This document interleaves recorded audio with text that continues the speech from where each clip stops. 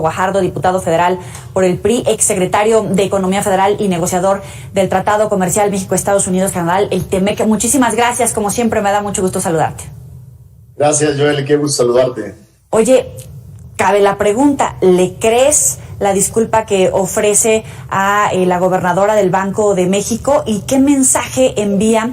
Porque muchas lecturas que se les dio interpretan, por ejemplo, la falta de independencia del Banco de México, la falta de certeza para que de alguna manera pueda tomar sus decisiones independientemente del presidente después de la relación que sabemos que existe entre ellos. ¿Cómo lo tomas tú?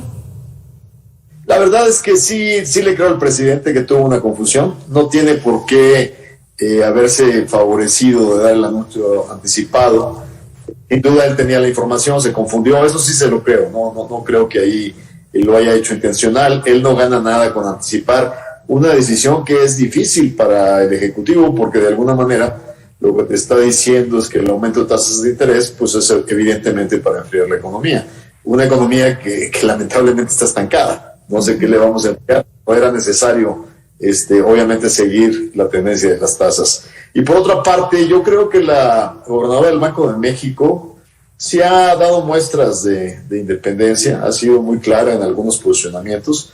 Yo ahí sí creo que al presidente le queda claro que no se puede jugar con la autonomía del Banco de México. ¿Pone en riesgo la confianza más adelante? Yo creo que hay otros temas que están poniendo en riesgo la confianza. Yo no creo que este sea uno de los que pongan en riesgo la confianza. Ya viste lo que pasó en la Cámara esta semana, de repente una bola rápida de que mandaron las fechas para poder establecer la de las comisiones en materia de la reforma eléctrica.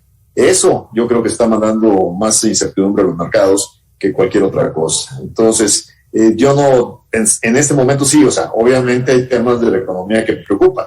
Lo dijimos desde el debate presupuestal y las estimaciones de Hacienda, que el crecimiento no iba a ser como ellos lo estaban proyectando. Ya todas las tasas de crecimiento para el 22 van hacia la baja, y cada punto que reducimos en materia de crecimiento tiene un impacto en recaudación tributaria de una manera significativa, casi 15,000 millones de pesos.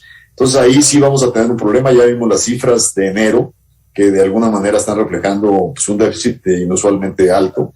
Y la proyección para el año es que tendrás sin duda un incremento en el gasto, el subsidio a la gasolina, a los combustibles en general no está ayudando.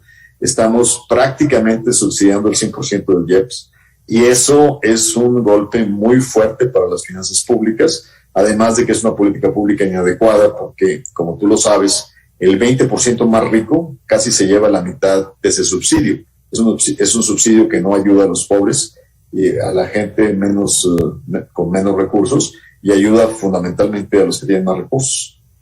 El presidente hacía referencia precisamente al Tratado México-Estados Unidos-Canadá, al TEMEC, durante el final de su discurso. Sin embargo, como bien comentas, ya están anticipando no solamente las fechas, sino la agenda, el ritmo, en cuanto termine este proceso de la consulta ciudadana. Sin embargo, al interior de Morena dicen hay que rebajar el discurso, rebajar la tensión, pero tiene que salir porque es la marca, la reforma que va a marcar el gobierno del presidente López Obrador. También ya medios internacionales dan cuenta de la oleada de litigios que se puede dar entre empresas y el Estado mexicano o entre estados. Sí, la más peligrosa para la economía mexicana. La primera que mencionas, las controversias inversionista-Estado, pueden ser muy costosas para las finanzas públicas mexicanas, para México. Pero la segunda que mencionas es la más peligrosa para la creación de empleos bien pagados en México y el futuro de la economía mexicana, porque la segunda, una controversia Estado-Estado, puede terminar en que nos impongan aranceles a nuestras exportaciones, desde productos frescos agrícolas hasta productos manufactureros. Entonces sí hay un impacto y un riesgo muy serio para el bienestar de los trabajadores. ¿Y eso lo escucha el presidente? ¿Están tomando nota, evaluando el costo-beneficio? Mira, yo creo que hay elementos muy fuertes, porque yo seguí todo el Parlamento abierto en materia de energía, y me quedé con la sensación de que el debate por parte de los funcionarios de CFE era un debate más en términos ideológicos que en términos cuantitativos. la mayor parte de los expertos pues llevaban cifras muy duras y muy concretas y muy directas sobre las posibles consecuencias. Entonces, sí siento que hay en el Ejecutivo sin duda una dosis de una visión de algún momento en la historia de México, pues que no es la que necesitamos hoy frente a un mundo competitivo y global. Pero sin embargo, también te diría que hoy me sorprendió en la mañanera el presidente cuando utilizó cuáles serían los instrumentos que pudiera utilizar para controlar las presiones inflacionarias y manejó el de la apertura para dejar importar, por ejemplo, carne de pollo o productos que están sujetos a un incremento de precios pues muy fuerte en México. Y para un presidente que critica a los neoliberales, me pareció muy atinada o que haga referencia a ese instrumento.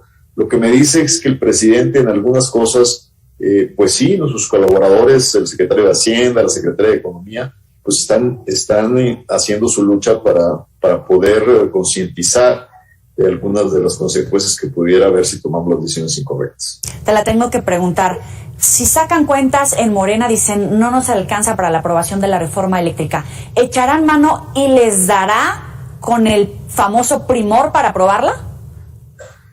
Digamos que sí, porque pues, da los números, pero lo que te quiero decir es que la temperatura que yo tengo de mi bancada y de lo que han dicho nuestro coordinador y el presidente del partido es que pues, no están dispuestos a aprobar una reforma que lesione el futuro de las familias mexicanas y de los trabajadores mexicanos.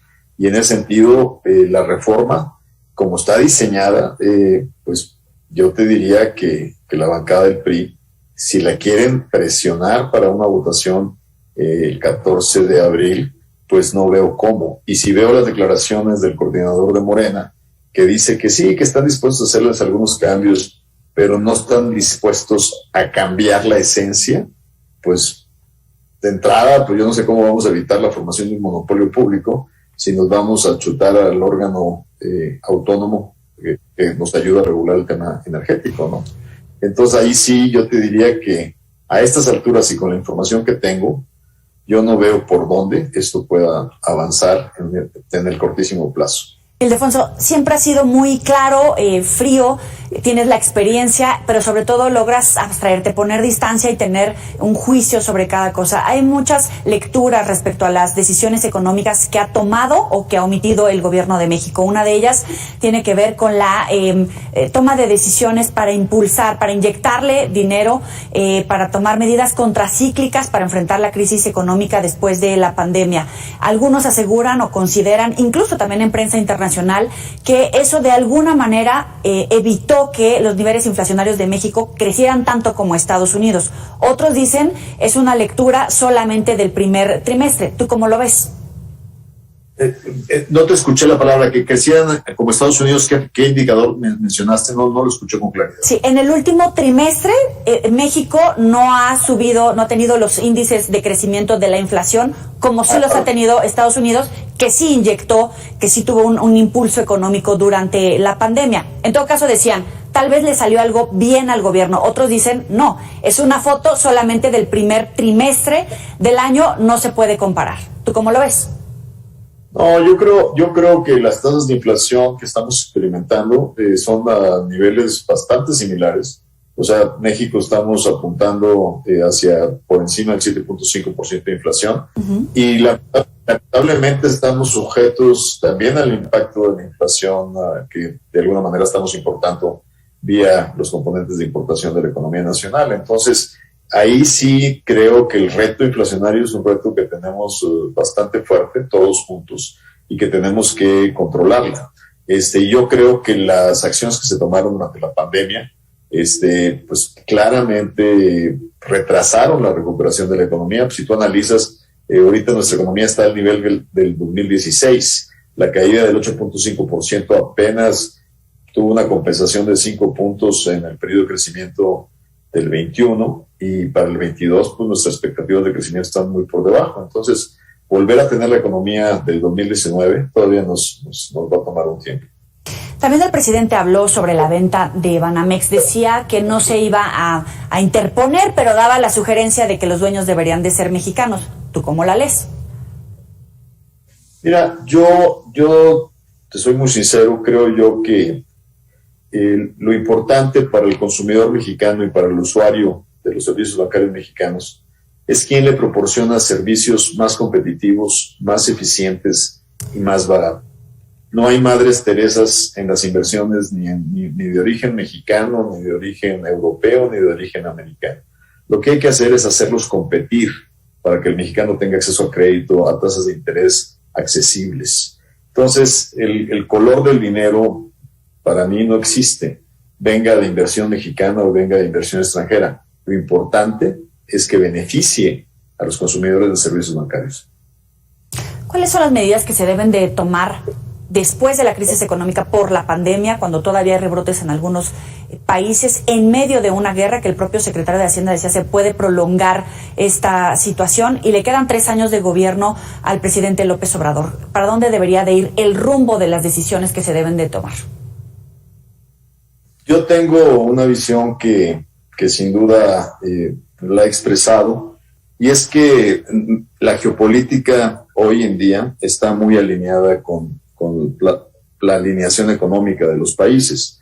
El presidente sin duda ha reconocido que el acuerdo del TEMEC es uno de los motores importantes de la economía mexicana. Pero para que ese motor siga expandiéndose, necesitamos tomar medidas que mejoren la certidumbre para los inversionistas y segundo, que le den confianza a nuestros socios comerciales, Canadá y Estados Unidos, de que estamos alineados con ellos en un mundo global. Así es que no podemos estar mandando señales encontradas. Si hoy, en el conflicto mundial, la economía y las, digamos, cierres de comercio económico con los países agresores son parte de la ecuación, si México sigue mandando señales diferentes a Estados Unidos y a Canadá, no vamos a seguir siendo un socio confiable. O sea, es un error el famoso grupo de la amistad México-Rusia, que el embajador ante legisladores agradeciera a México que no se sumara al paquete de sanciones.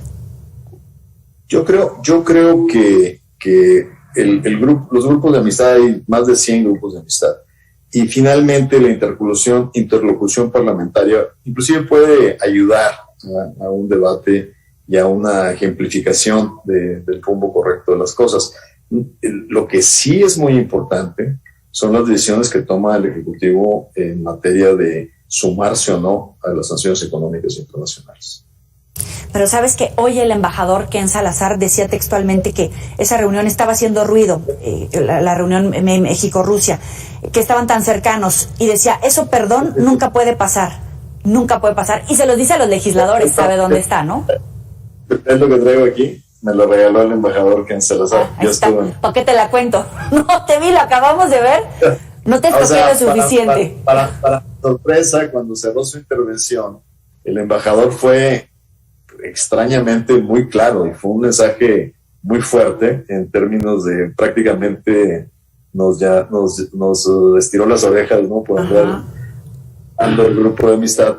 Y para mi sorpresa también, el coordinador Mier de Morena fue muy elegante y muy diplomático y no simplemente observó que no se debe malinterpretar la posición de México, que México sin duda puntualizó la violación y la invasión de Rusia y que se hizo en Naciones Unidas, la denuncia, etcétera, etcétera. Entonces, más bien el coordinador de Morena le dijo pues que no había dudas en que estábamos condenando la invasión.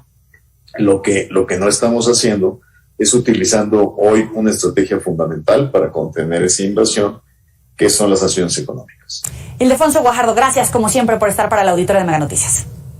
Gracias por la invitación. Buenas noches. Buenas noches también para ti. Sabe que puede recuperar estas y otras entrevistas en los próximos espacios informativos, también en las redes sociales. Vamos a revisar precisamente esto de lo que estábamos hablando